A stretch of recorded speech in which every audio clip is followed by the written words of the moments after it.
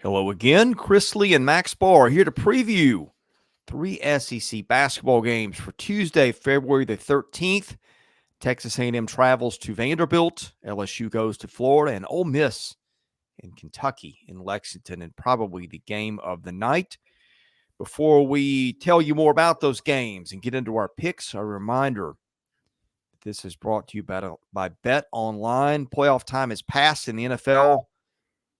And the Chiefs are world champions. Our partner BetOnline is your number one source for anything having to do with football odds or basketball odds, stats, trends, and lines.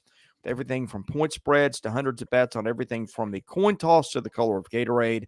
BetOnline is the number one source for your championship wagering. Head to BetOnline today. Get in on all the action. BetOnline, the game starts here. Games on Tuesday night start in my neck of the woods, Nashville. Vanderbilt hosts Texas A&M 6 Central on ESPNU. This game is probably going to be about a 9-point line, leaning A&M's way, depending on where you look. The computers, I think Bart Torvik has this at 8. Ken Pomeroy has it at 10. You can catch it on ESPNU. Vanderbilt is awful. A&M is starting to play really well. And Vanderbilt's chance in this one, I think, Max, was if Tyrese Radford continued to shoot poorly and they had to get 35 out of Wade Taylor every night. That is no longer happening, and that is a tough spot for Vanderbilt to pull an upset, which it desperately needs to pull against somebody sometime. Yeah, I mean, I like to look at angles, and I try to find a spot for a big underdog to have a chance. And so looking at the numbers, you're not going to be able to find much. A&M should be able to really dominate inside, crush the boards like they normally do, but also just they're going to be so much stronger, and so they're going to have a 20-pound advantage at like every position. The thing is, though, is that Texas A&M is probably coming off the biggest win of their season, and we've seen in different cases, they're not playing Vanderbilt, but we've seen Auburn after Alabama. We just saw what Florida did to them after the biggest one of their season. So we've seen teams kind of be vulnerable after these huge wins. But when you're looking at the numbers and you're breaking down different areas of the game and where Vanderbilt might, have a chance, they don't allow a lot of free throws. Vandy, they defend without fouling. So maybe you can catch Texas A&M on one of their, 3 for 25 from 3 nights. You get to the line a lot. You don't put them on the line a lot. Maybe you can have it at single digits and maybe it's close down the stretch. But I just think with how Texas A&M has been playing lately and with what they're getting out of Anderson Garcia, I don't know how Vanderbilt is going to put a body on him to slow him down. So the odds are stacked against Vandy here for sure. This may be one where they have to check the backboards for cracks afterwards. Effective field goal shooting. Texas A&M 346th in the country. Vanderbilt 342nd. 3-point shooting. A&M is 357th. Vanderbilt 347th. 2-point shooting. Vanderbilt 303rd. A&M 284th. A&M just plays volleyball with the backboard. It just throws them up there and goes and gets them, and Vanderbilt's awful at defending that. In a game that could, who knows, this could be, a 40-39 Vanderbilt win if you get the worst of both teams. But I just don't think Vanderbilt can defend well enough on the backboards to keep A&M from getting some easy points there. Yeah, I think one last piece here that kind of just makes things tough here for Vandy is that the Texas A&M defense has really tightened up. Their efficiency is up to second best in the SEC here in conference play. A big reason why is you're not going to be able to get a second chance point. You get one shot. You might not even get a shot because they're pretty good at turning you over also. So it's one shot and you're done because you're not getting that offensive rebound on this team. So that we haven't really been talking about it. We've been talking about the Tennessee defense. We've been talking about the South Carolina defense, and even in Auburn, we have not been talking about this Texas A&M defense at all, and they're putting up some really good efficiency numbers. And if you're wondering, again, we always try to look at all angles. Is there Yep. a shot at an upset here? Vanderbilt's best win, according to Ken Palm, this year is Missouri, 144 in Ken Palm. Missouri may go winless in the league. So teams like this that are anywhere in the ballpark of an NCAA and NIT, it's not going well for the Commodores. So anyway, I think we're both going Aggies without much of a thought here. Aggies without much of a thought, and every time I've had a game without much of a thought, it's been pretty testy. So we feel pretty good on this one, and that scares me. But yeah, Well, this isn't officially the Southeastern 14 kiss to death because Blake's not here. So he holds a lot of the power with that. although I have a feeling he would be aligned with us on this one. So Yep, going Aggies. all right, here's another one that I don't think is going to require a ton of thought. Florida's a 10-point favorite on Ken Palm. I think you said Bart Torvik was similar. A little bit more, about 11. Okay, SEC Network, 8 Eastern. Florida's on a roll. LSU's a quality team. LSU had it going against Alabama for a bit, and then Alabama just bludgeoned you with the quick barrage of scoring, and that was that. Florida is going to have to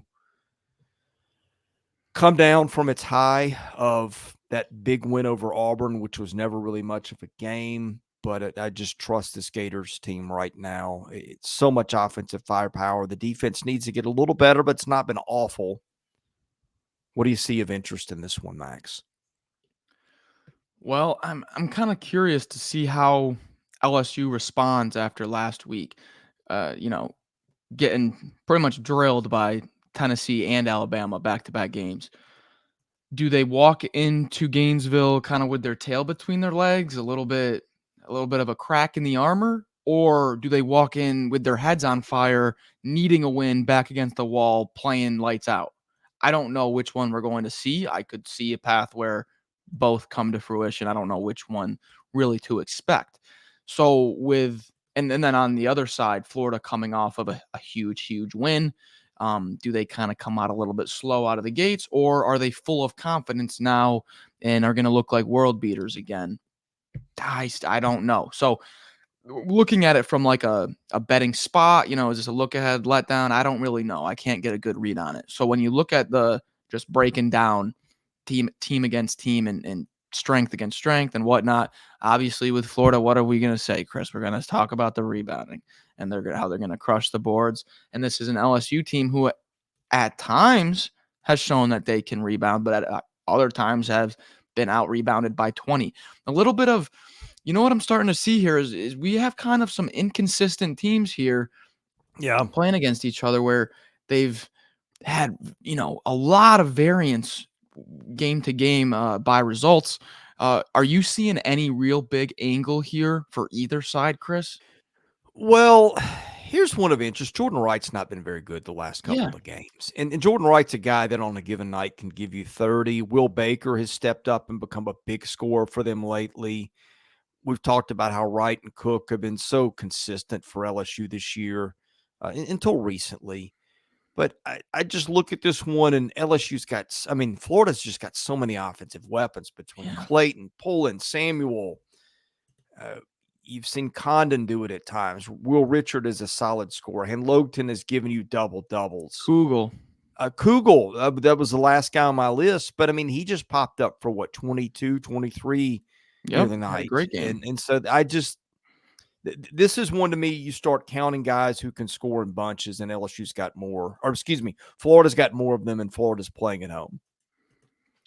Yeah, non-conference numbers, so like full season numbers. I usually like to just pull from conference, but full season numbers, national ranks. Offensive rebounding number for Florida, number 2. LSU's defensive rebounding, 273rd. That is not what we would like to say strength on strength. That is strength on weakness. And that is not something you want to have going against this Florida team. I'll say it probably 10 more times before we get to the end of the year. This is the only team that forced Chris Jans to play both Jimmy Bell and Tolu Smith at once. Look at what they just did to Broome and Williams. This Florida front court is as physically as imposing as the conference has to offer, and that's not really something that this LSU team deals well with.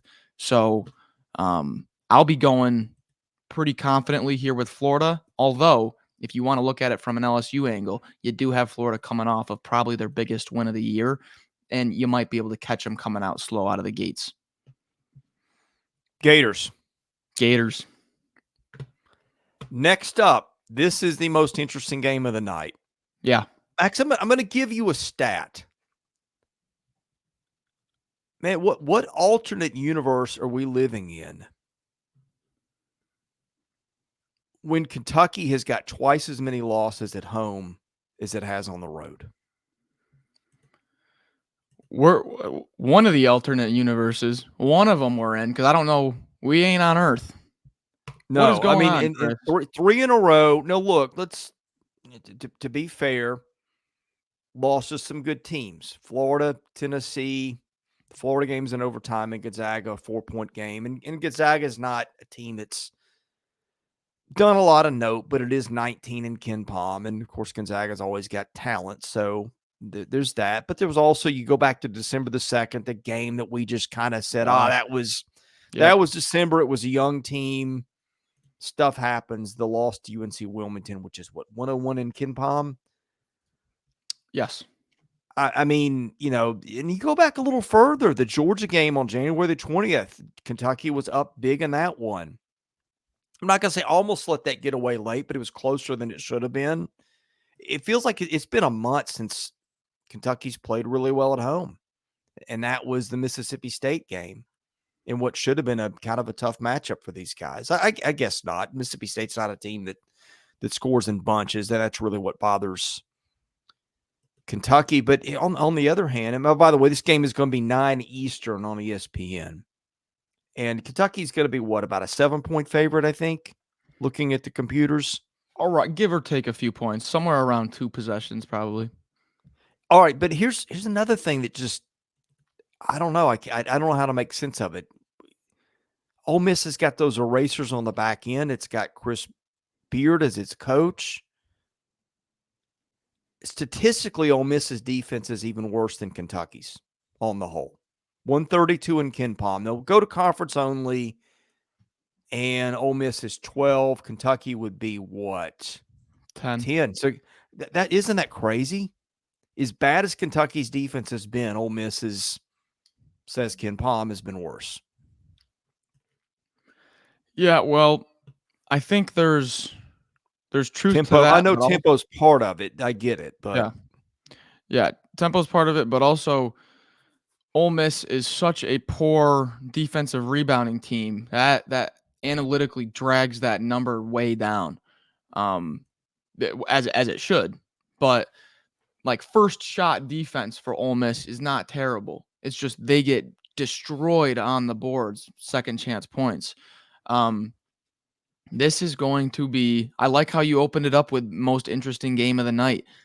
There is so much riding on this. You have Kentucky. Doesn't it kind of feel like Kentucky's season is just almost on the line? Like just from like a confidence and we got to get back to what we're doing standpoint. Not like if they're going to make the tournament or not, but just they need a win. They need a win bad. And this is an Ole Miss team that in the beginning of the year or the beginning of the SEC season couldn't buy a road win. Well, they got that road win at Texas A&M, which now looks even better. And they're coming off of 2 straight losses. So they're going to be playing as intense as possible. This game is going to have a great level of intensity to it with 2 teams that really need a win. Kind of breaking it down, the main thing that I want to start with, Chris, is experience. If you look at the age of these Ole Miss players, senior, grad senior. I think they're top 25 in average Let me actually, 23. KenPom has it. Yeah. So Ole Miss is 23rd in average age in the country, 23rd oldest team. Kentucky's 172nd. So you have a massive, massive, massive age advantage. Now, I'm not saying there's a huge talent discrepancy. I'm just saying I can see a huge experience gap where Ole Miss has guys that has played a lot of basketball, and Kentucky, we said in the beginning of the season, yeah, they might make some freshman mistakes, but they have the talent that will make up for it. Well, it's kind of coming to that part of the season where you can't just rely on talent anymore. You got to play full 40 minutes Yeah. because these teams are playing with their backs against the wall. This is going to be a good one, Chris. My gosh. This is what I want to know. This is going to sound probably stupid at first blush, and it may be. It probably is. I think my short answer Give it a to it shot. is sometimes things just happen in short spells that are flukes of the university. Like in Yeah, baseball, you see a 180 hitter go 10 for 12 in a weekend series or something like that. I mean, stuff sure. just happens. But sometimes things take on a life of their own. And there's probably no program in the country that plays under more pressure than Kentucky. And so here's what I'm getting at. Like Kentucky had not lost 3 straight home games in Lexington since before Rupp Arena was even around. You have to go Yep. back to 1966 to find what just happened. So I'm going, okay, this is still a very talented Kentucky team. I'm gonna go on the side of fluke, given that again a couple of these games have been close.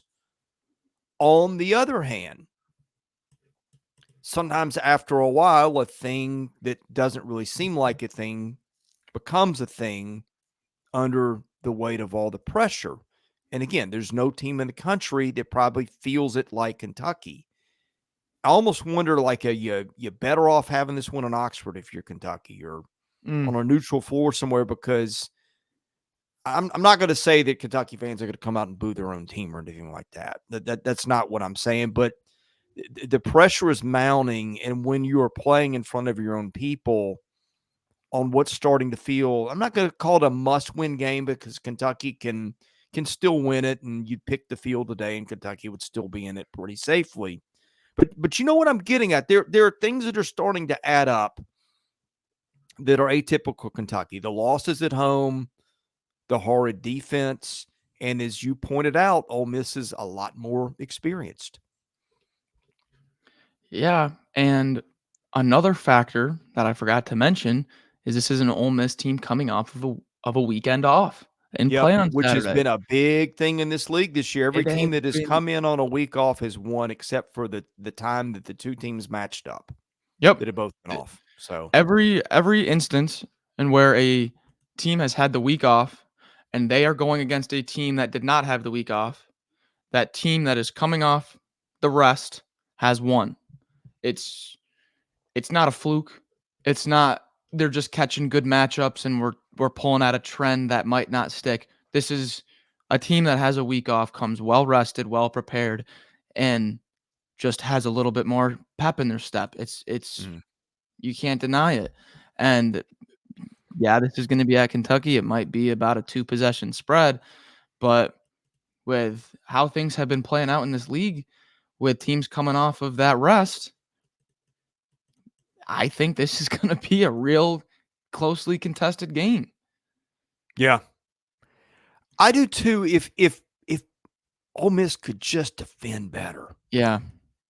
I think I'd still struggle to pick it, but I don't know. I feel like could be wrong. Maybe this one will play out and we'll say we should have seen the warning signs. We should have known.